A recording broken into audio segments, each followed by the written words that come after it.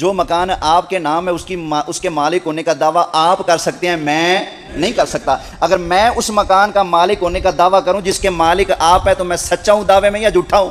फिर तो झूठा हुआ ना भाई। हम कहते हैं खत्म नबूवत का महल मुकम्मल हो गया, आखिरी ईंट मेरे आका अलैहिस्सलाम ने फरमाया, बुखारी की हदीस है, फरमाया मैं मुस्तफ़ा नबूवत के महल की आखिरी ईंट हूँ। अल्लाह ने मुझे मबूस फरमाकर नबूवत के महल को मुकम्मल फरमा दिया, नबूवत का महल मुकम्मल किया मेरे मुस्तफ़ा ने। अब कोई और मामा लगता है मालिक बनने वाला या बीच में घुसने वाला? अब और कोई अगर उसमें इंटरफेयर करने की कोशिश करेगा तो वो गद्दार नबूवत है, वो दज्जाल कज़्ज़ाब हो सकता है, वो कभी भी मुसलमान हो सकता। आपका कोई हक मारे आपको तकलीफ है, मेरा हक मारे मुझे तकलीफ है। जो खत्म नबूवत का इनकार करके कहता है जी मैं भी आ गया हूं, भाई तू कैसे आ गया? जब नबूवत का दरवाजा अल्लाह ने मुस्तफ़ा को भेजकर बंद कर दिया है, अब नबूवत का दावा करने वाला हुजूर के बाद डाकू डकैत हो सकता है, लेकिन वो नबी हो सकता